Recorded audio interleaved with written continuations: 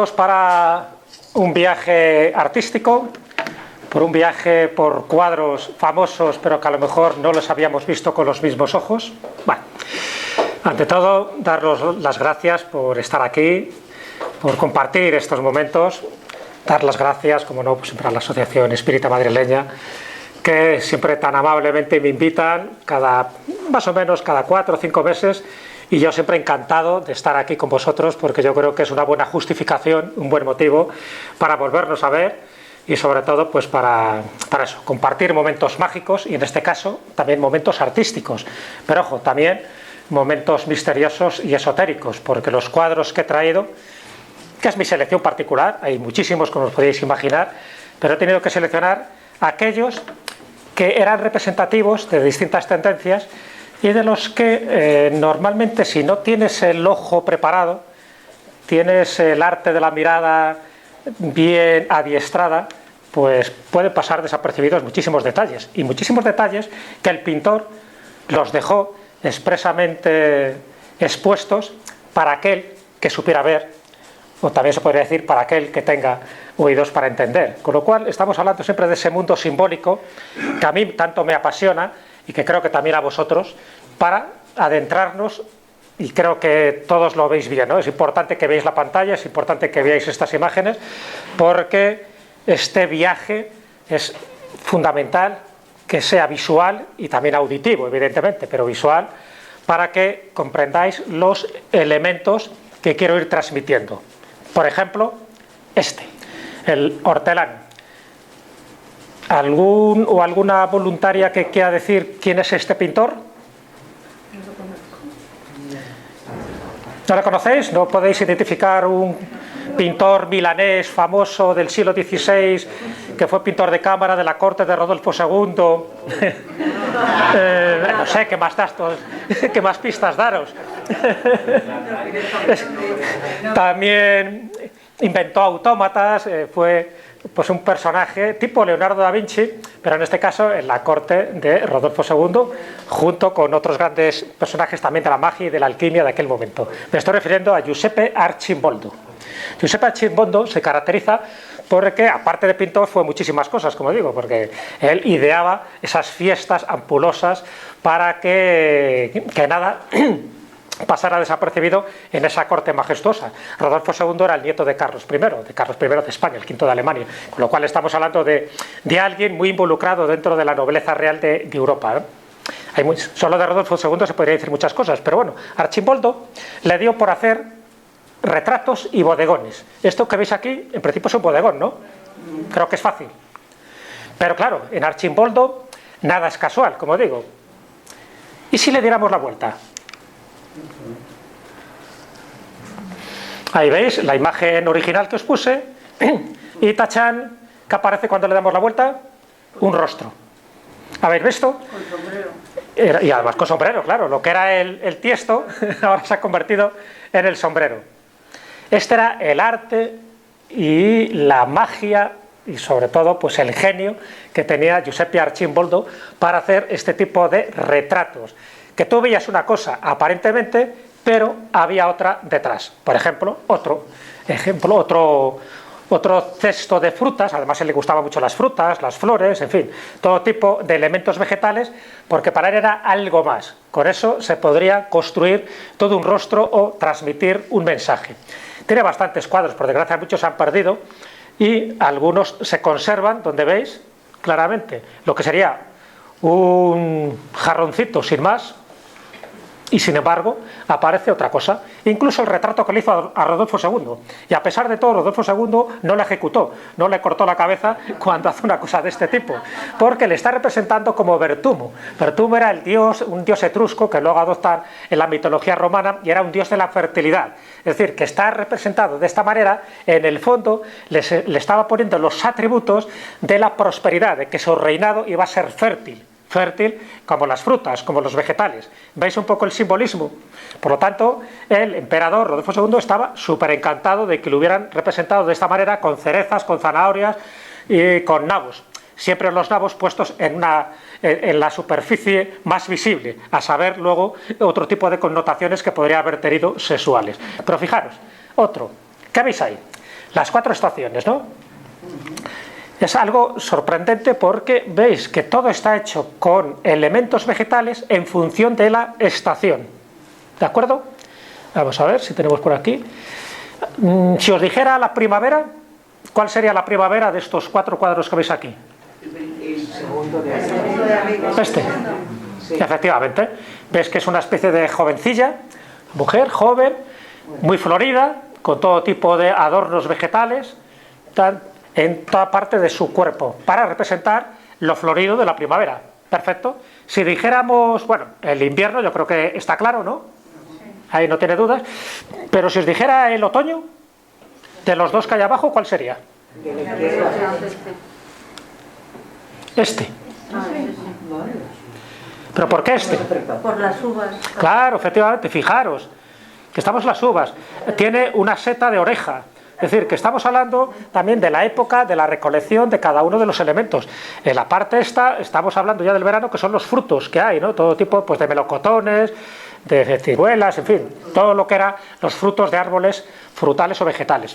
Bueno, pues para que veáis un poco la creación de Giuseppe Arcimboldo, cómo en cada cuadro estaba transmitiendo un mensaje.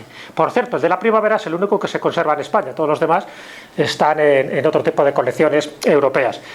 Bueno, pues visto esto, para que veáis, lo que están haciendo son alegorías. Lo que hacía Arcimboldo no son exactamente unos mensajes ocultos, porque a la vista están, se pueden descifrar con relativa facilidad y por lo tanto serían alegorías. Alegorías utilizando los elementos vegetales para representar, pues eso, o bien las estaciones del año, o bien retratos. Incluso también representó a Calvino, en uno de los retratos con un pollo frito, lo cual no sé cómo le sentaría a Calvino, pero es un retrato de él. O bien nos vamos a un poco lo que se llaman los trampantojos.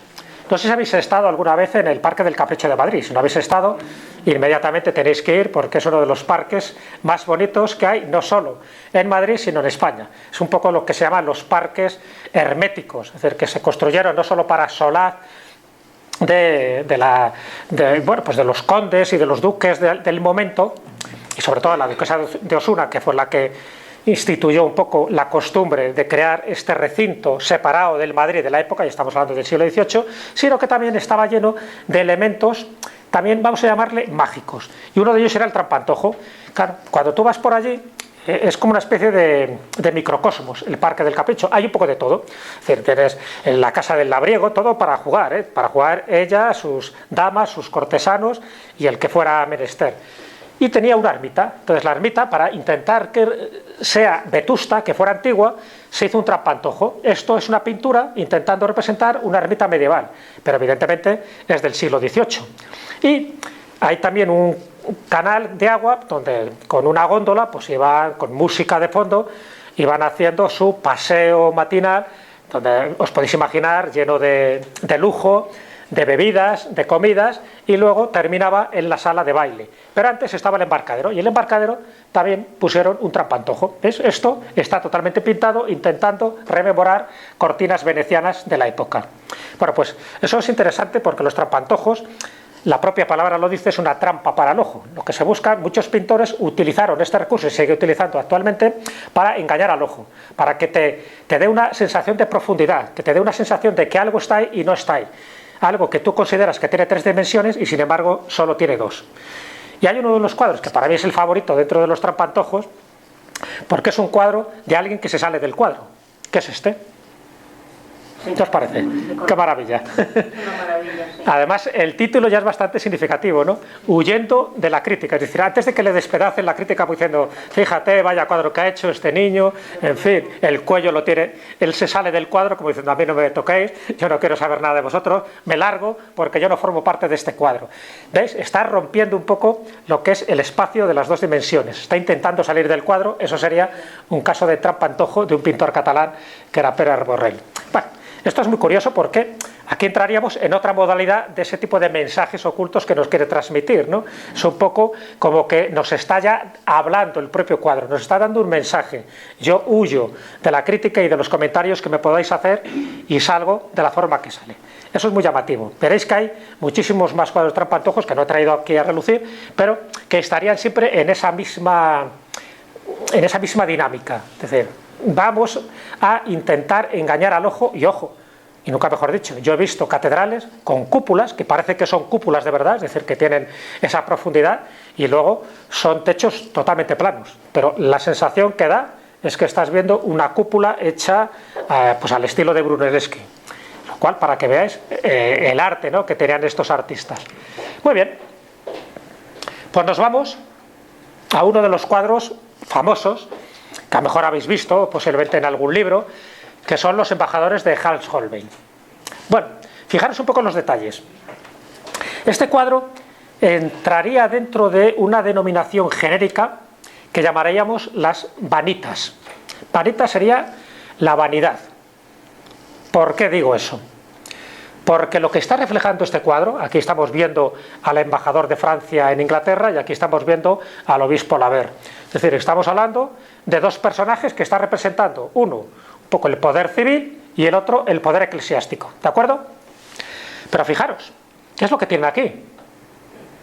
Veis que hay como una bola del mundo, hay un astrolabio, hay medidores del tiempo, aquí abajo hay instrumentos musicales, un libro, en fin, si os dais cuenta, ahí están los elementos del trivium y el quadrivium, es decir, los elementos de lo que se estudiaba en aquella época cuando tú ibas a la universidad: la astronomía, la música, las matemáticas, la geometría, la geografía. ¿Ves? Aquí está totalmente representado, ¿lo veis? O sea, no hay nada que sea casual, además con la pompa, la circunstancia y el lujo que requiere la situación. Fijaros que es un cuadro de 1533. Pero aquí hay algo muy llamativo, ¿no? ¿Qué es esto? ¿Veis ahí algo raro? No sé si lo veis allá atrás. Esto es lo que se llama un hueso de sepia. Pero esto, técnicamente, tiene una palabra que se llama anamorfosis. Aquí está la vanidad. Porque todo esto que veis aquí, el lujo, el poder, la realeza, el papado, en fin, y sus distintos representantes, lo que nos está diciendo es: ojito, ojito, porque todo es fugaz, porque el tiempo es limitado y todos estos conocimientos, al final, puede pasar lo que puede pasar, que se termina con la muerte. Entonces esa anamorfosis, que tú no la ves de una forma directa y lineal, la tienes que ver si colocaras aquí, por ejemplo, pues una cuchara, en fin, totalmente con la parte cóncava, o si te pones en un ángulo determinado para verlo, y lo que verías sería una calavera. Es decir, que lo que nos está diciendo Hans Holbein en este cuadro de los embajadores es que muy bien, que mucho lujo, mucho poder, mucho dinero, mucha influencia, pero al final la muerte iguala a todos. Entonces nos está dando un mensaje que no te lo está diciendo clarísimamente, porque te ha pintado ese hueso de sepia, que se llama, que en el fondo te está haciendo una referencia a la propia calavera. Si el cuadro lo tuviéramos aquí, yo lo podría ver desde aquí, desde esta lateral. Ahí vería esa sensación, esa calavera, y entonces cuando diría: atiza, ya sé lo que me está intentando transmitir Hans Holbein. ¿Lo veis? Curioso, ¿verdad? Muy bien. Chancha, ¿qué os parece? ¿Qué efecto? No hemos reparado en gastos. Bueno, nos vamos a Alfonso Valdés Leal, pintor sevillano, en una época convulsa de Sevilla. En Sevilla hubo una gran peste. En Sevilla, que era la ciudad más importante de esa época, hubo una peste en 1649, y de los 120.000 habitantes que tenía entonces, es decir, era la ciudad más poblada que había en España, entre otras cosas porque por allí, a través del Guadalquivir, venían todas las mercancías de América. Bueno, pues la ciudad más poblada, la más próspera, donde existía todo tipo de oportunidades, incluso de pillajes, ¿no? Porque claro, los ladrones también hacían su negocio. Bueno, pues la peste de 1649 arrasó al 50% de la población, mató a 60.000 personas.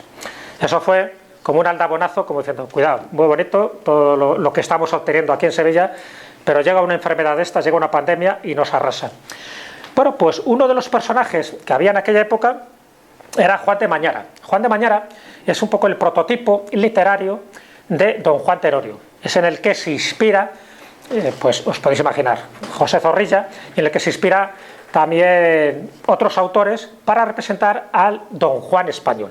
Miguel de Mañara fue un calavera en sus épocas jóvenes, pero tuvo la desgracia que se le iba muriendo mucha gente. Se le iban muriendo sus padres, sus hermanos, su esposa, y llega un momento en que él tiene además unos encuentros, vamos a llamarles paranormales, y le transforma. le cambia su vida. Y él se da cuenta de eso, del tempus fugit, que el tiempo es limitado, que estamos aquí de paso y que si no ponemos en orden nuestra vida y nuestra alma, pues al final acabamos como acabamos. Y entonces encarga al pintor de moda de aquel momento, bueno, en Sevilla había varios pintores de moda, ¿no? Lo que pasa es que dos de ellos estaban en Madrid, que uno de ellos os podéis imaginar que era Velázquez y el otro era Zurbarán.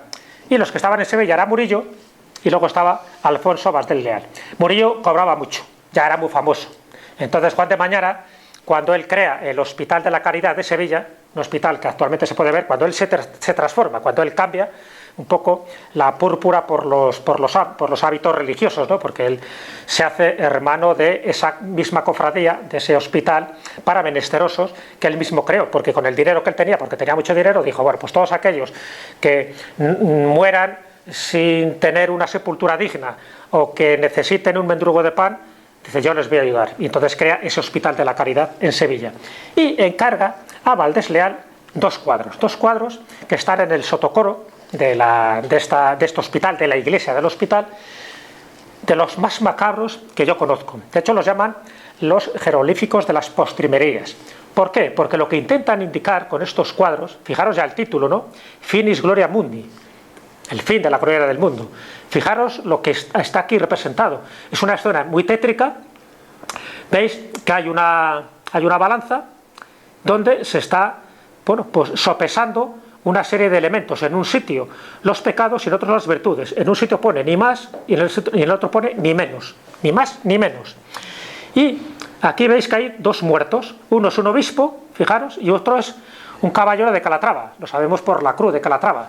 Bueno, pues el retrato, la efigie de ese caballero era Juan de Mañara cuando todavía estaba vivo. Le dijo a Valdés Leal, dice, tú represéntame muerto, porque yo ya me veo como alguien que ya está muerto, pero antes de que me llegue el momento quiero hacer todo el bien posible. Pero también quiero recordar a todo el mundo el memento mori. Ojito, ojito, que te vas a morir. Un poco lo de los cartujos, estos cuando en el claustro se cruzaban. Dice, hermano, morir habemos. Y el otro dice, ya lo sabemos. Y ya está bien, un cansino, ¿no? Siempre que se cruzaban, el morir habemos, ya lo sabemos, era como demasiado reiterativo. Bueno, pues Juan de Mañara lo que quiso es que se reflejara de esta forma. Dice, muy bien, que todo el mundo recuerde que aquí estamos para lo que estamos. Finis Gloria Mundi. Y no solo con este cuadro, sino que le encargó otro, que es este. Fijaros, si el otro era macabro, ¿este cómo es? Inictu oculi. Inictu oculi, que es en un abrir y cerrar de ojos. Bueno, ¿veis? Un esqueleto también con una balanza está sosteniendo ahí pues todo lo que abajo se consideraría que sería la vanitatis, la vanidad del mundo. ¿Veis? Ropajes lujosos, coronas, cetros, está pisando el mundo, la tierra. ¿Ves? Los libros, todos los conocimientos, todo esto te está indicando, un poco ahí tienes además una lápida, entonces te está indicando de una forma muy clara que en un abrir y cerrar de ojos lo puedes perder. Entonces, claro, era como muy tétrico, pero era lo típico que había en el barroco de aquella época, del siglo XVII. Y ya digo que por eso se contaba un poco lo de la pandemia, la peste que hubo en 1649, porque por entonces en Sevilla tenían todavía esa mentalidad. De hecho, Murillo perdió varios hijos también, en fin, tuvo unas consecuencias desastrosas. Y para Juan de Mañara, no solo la peste, sino ya digo, la cantidad de pérdidas que tuvo en su familia, le dio un vuelco en su vida, se dedicó a crear este Hospital de la Caridad y a crear estos dos cuadros, encargados a uno de los mejores pintores de aquel momento, más barato que Murillo, porque para que hagáis una idea, Murillo, por ejemplo, por 8 cuadros que le encargaron en aquella época cobró 100.000 reales. Valdés Leal, por estos 2 cuadros, cobró 5.700 reales. ¿Veis la diferencia, no? Murillo era inalcanzable. ¿Hubiera sido capaz Murillo de hacer estas cosas? No lo sabemos, pero Alfonso Valdés Leal sí lo hizo y ahí lo ha dejado. Cuando vayáis a Sevilla os recomiendo que paséis por la iglesia del Hospital de la Caridad, porque merece la pena ver esto, en donde está situado, en el sotocoro, porque además hay una luz también, en fin, como muy tenue, para que cree todavía una escena de más dramatismo a estos cuadros cuando los veáis. Muy bien, pues el mensaje estaba claro, pero es que antes de que llegara Valdés Leal ya teníamos a Durero, el gran Durero, Alberto Durero. Esta es una xilografía, un grabado, donde él intenta reflejar también una sensación de que el mundo se iba a terminar en aquella época, ¿no? De ahí la melancolía. La melancolía también tenía que ver con los 4 humores que los médicos diagnosticaban en aquella época. Si tú tenías algún tipo de enfermedad, era porque eras una persona muy sanguinaria, o porque eras famélica, o porque eras no sé qué. Bueno, y uno de ellos era que eras melancólico. Melancólico es un poco lo que luego se empezó a llamar estar deprimido. Antes se llamaba estar melancólico, pero la melancolía era una especie de enfermedad que se asociaba también a los artistas. Bueno, pues qué curioso que en esta melancolía hay una serie de elementos. Por ejemplo, el primero, un cometa. Ya sabéis que el cometa era un presagio de malos augurios. Y con un murciélago, que ya está poniendo ahí un cartelito que dice melancolía. El murciélago es un animal psicopompo, es un animal un poco que lleva un poco las almas de este mundo al otro mundo. Fijaros, aquí hay un ángel con alas, está como enfurruñado, dicen que podría ser el propio rostro de Durero, pero de forma taciturna. Aquí hay un poliedro muy llamativo, porque es uno de los elementos más sobresalientes de esta xilografía. Dice, y este poliedro parece que era de alunita. ¿Qué quiere decir esto? Esto es una de las cosas que, por ejemplo, se ha sabido relativamente hace poco, porque este poliedro, dices, bueno, ¿por qué pinta esto aquí? No tiene demasiado sentido. Bueno, la alunita, se había encontrado un yacimiento de alunita en Italia unos años antes, y el que lo explotaba, la alunita, servía para sacar el alumbre, y el alumbre servía para las fábricas textiles de la época. Y el que lo explotaba era la Iglesia, el Vaticano de aquel momento. Entonces parece que es una especie de crítica a ese poder eclesiástico del momento. Pero fijaros que hay muchos elementos también. Hay una escalera de 7 peldaños, tenemos aquí 4 clavos, con lo cual, aquí no lo veréis, pero bueno, en esta parte, lo digo para los de atrás, hay 4 clavos, quiere decir que para él, la crucifixión de Jesucristo, intervinieron 4 clavos. Y hay otro elemento que quería destacar, ¿qué es esto? Hay una campana, siempre son un reloj de arena. Ya sabéis que el reloj de arena también es un símbolo de la fugacidad del tiempo. Está bien eso, porque esto siempre subraya el momento de la campana. Y la campana, justo debajo, hay un cuadrado mágico. Ese cuadrado mágico está considerado como el primer cuadrado mágico que se pinta en Europa. Es como el sudoku del momento, ¿no? Bueno, fijaros qué cuadrado mágico más interesante. ¿Os acordáis que este cuadro es de 1514? Bueno, pues aquí, en estas 2 casillas de abajo, ya está el 15 y el 14. Nos está diciendo el año en el que fue hecho esta xilografía, este grabado. Pero es que este es el año en el que murió también la madre de Durero. Y este grabado, que es un 4x4, un cuadrado mágico 4x4, ¿ves? Tiene 4 casillas. Si sumas los números, tanto horizontales como verticales como diagonales, te da siempre 34. Eso es lo interesante del cuadrado mágico. Por cierto, en este cuadrado mágico de este grabado de Durero se inspiró Josep María Subirats en la Catedral de la Sagrada Familia, esa que planeó Gaudí. Bueno, pues en la puerta de la Pasión hay un cuadrado mágico, y el cuadrado mágico no es exactamente este, sino que lo cambiaron, lo adulteraron, para que la suma del cuadrado mágico de la Catedral de la Sagrada Familia diera el número 33. ¿Por qué 33? Porque es la edad de Cristo. Pero está inspirado directamente en este, porque es un cuadrado también de 4x4. De hecho, Durero estaba tan obsesionado con el fin del mundo que él pensaba, esto es una acuarela que él hace después de un sueño bastante traumático que tuvo. Él soñó que había una tromba de agua, esto que veis aquí es una tromba de agua, no es una columna, que estaba arrasando todo esto, ¿no? Y que era pues un síntoma, un presagio de que el mundo se iba a terminar en breve. También es verdad que un año antes, en 1524, había ya una serie de profetas y de agoreros que estaban anunciando el fin del mundo por un diluvio. Bueno, pues él lo describe aquí. En este texto él cuenta cómo esa noche tuvo un sueño, una pesadilla totalmente fatídica, que se levantó sobresaltado, sudoroso, y que lo primero que hizo fue hacer esta acuarela, un poco para que quedara constancia de que algo malo iba a ocurrir. Evidentemente para el mundo como tal no ocurrió, pero 2 años y medio después Durero murió. Podía ser un cuadro, una acuarela que presintió que algo malo le iba a ocurrir a él. Bueno, pues podría ser.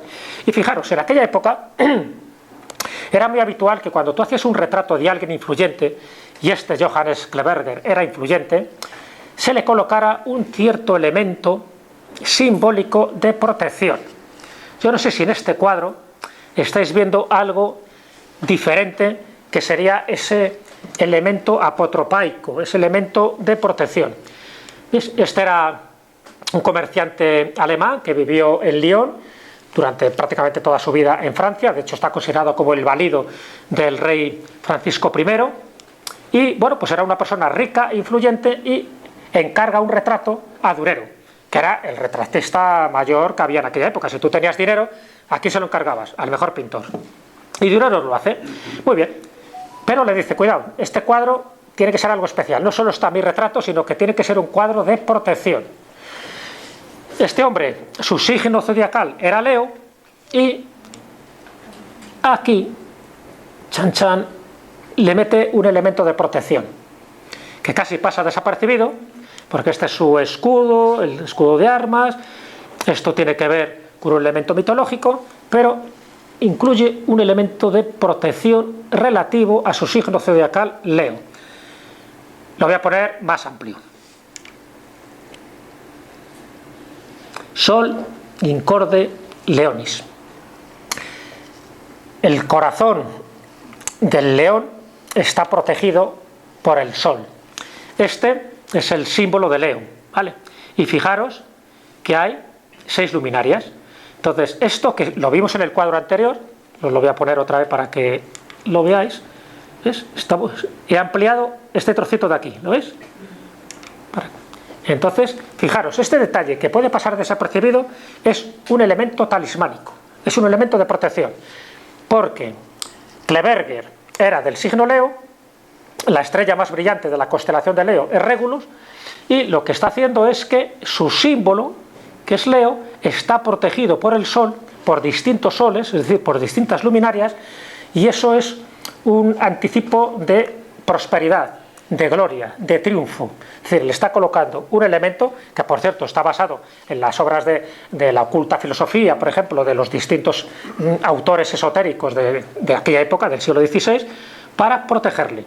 Esto, ya digo, es muy llamativo. En este caso se ve casi con relativa facilidad, pero es que hay otros cuadros donde no se ve tan claro. Por ejemplo, aquí. Este cuadro creo que también le conocéis, ¿no? Es muy famoso, el famoso Matrimonio Arnolfini de Jan van Eyck.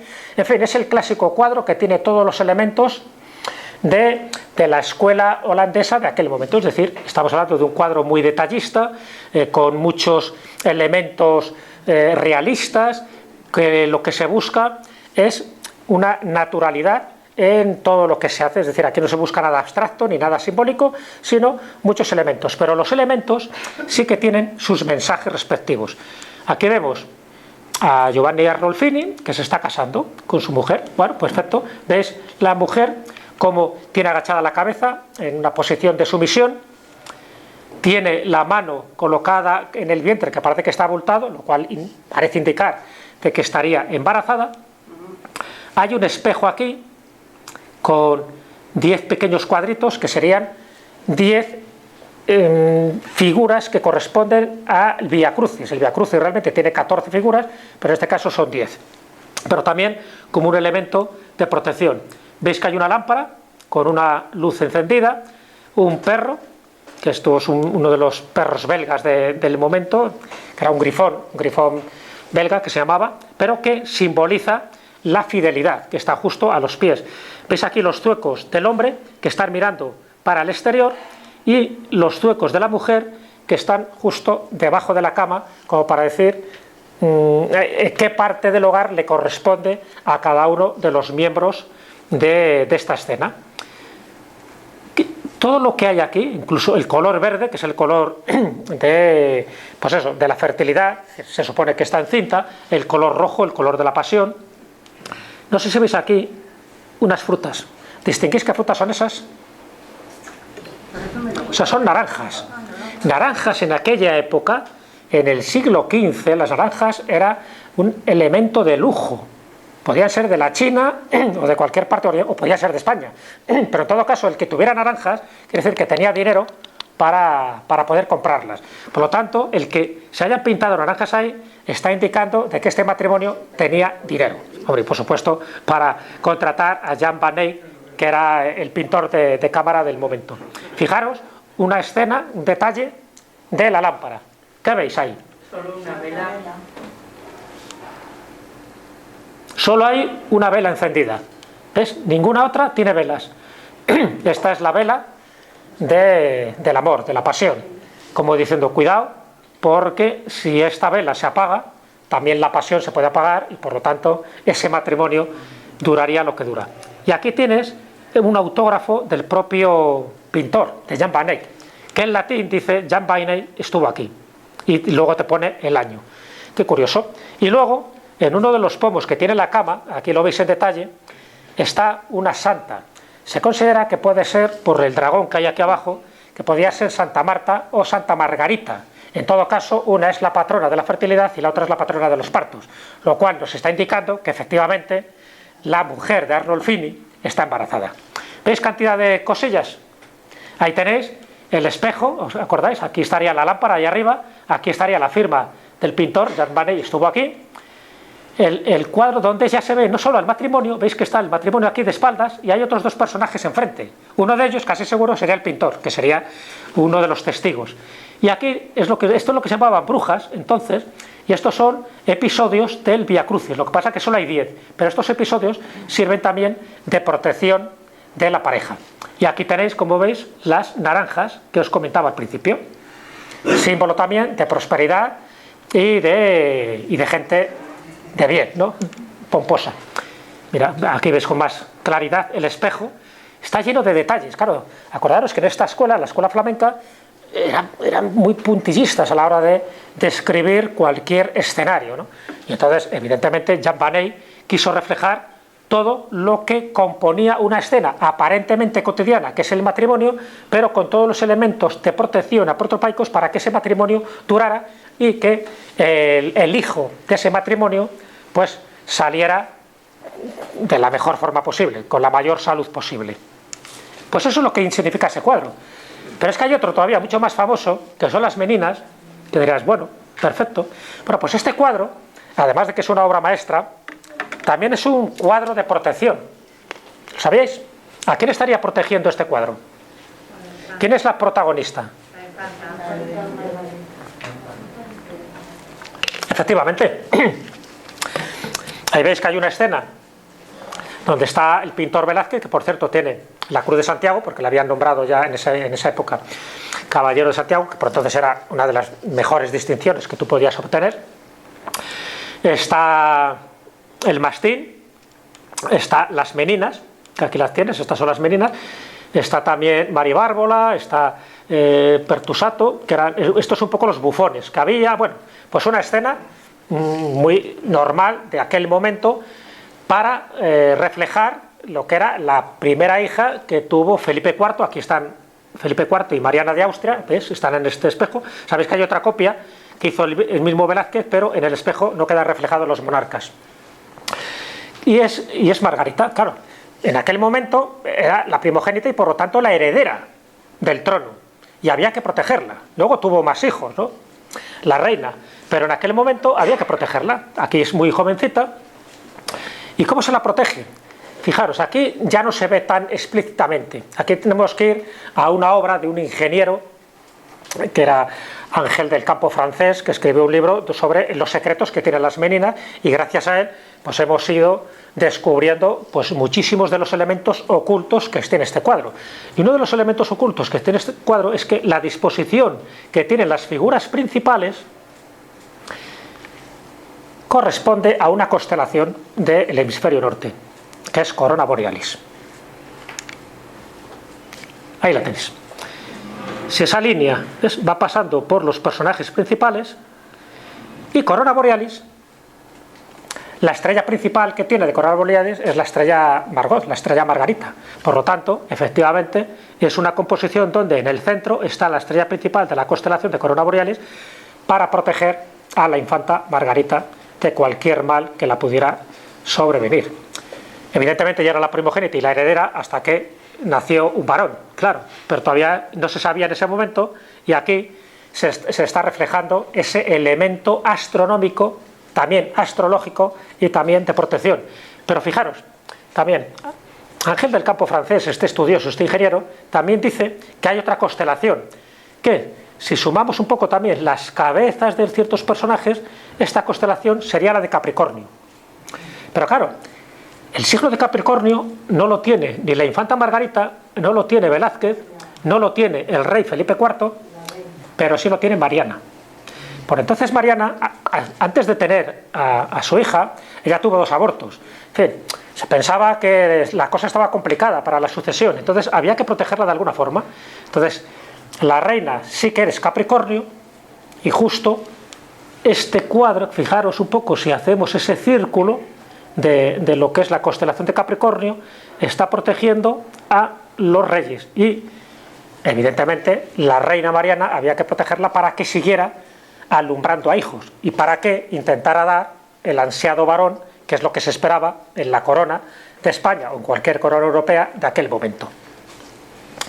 ¿Lo habéis visto esto así, de esta forma? No. Pues ahí lo tenéis. Cuando veáis las meninas, fijaros en ese detalle, porque así te queda constancia.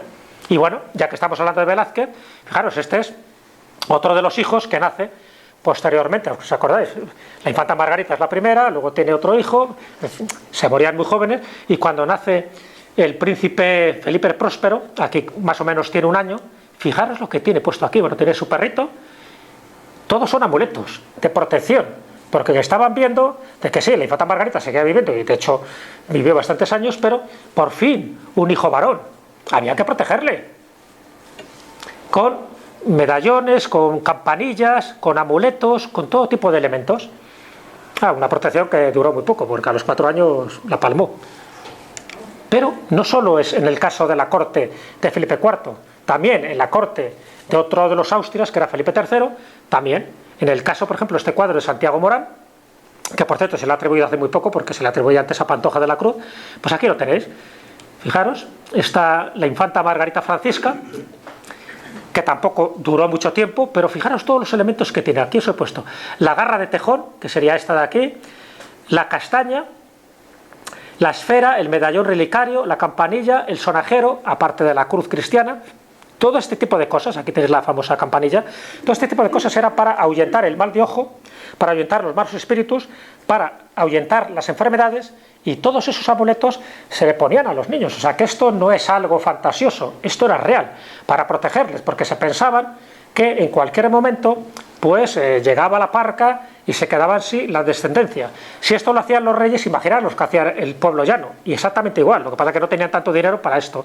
Bueno, pues lo mismo ocurre con otro de los cuadros, con otro de los hijos de Felipe III, en este caso la infanta Mauricia de Austria, que además sí que llegó hasta los 65 años de edad, no murió joven. No sabemos si por los amuletos o por lo que sea, pero ¿veis? Esto es muy interesante porque, bueno, aparte de la famosa rama de coral, que esto era casi imprescindible, veis que tiene la figa, la famosa figa, que es este gesto que hay, y sobre todo se tiene que hacer de azabache, ¿no? Porque el azabache es lo que le daba también un elemento extra de protección. Las campanillas, las cruces, en fin, este tipo de bullas que se llamaban, que no solo tenían sonido, sino también que en su interior se colocaban textos bíblicos, etcétera, etcétera. Bueno, pues esto era muy habitual en aquella época, entonces mucha gente que ve este tipo de retratos no repara que esto son amuletos para proteger a ese niño o a esa niña de una muerte próxima. En el caso de los 2 anteriores que os he puesto, no sirvió porque murieron relativamente jóvenes, y en este caso sí que sirvió porque llegó hasta los 65 años de edad.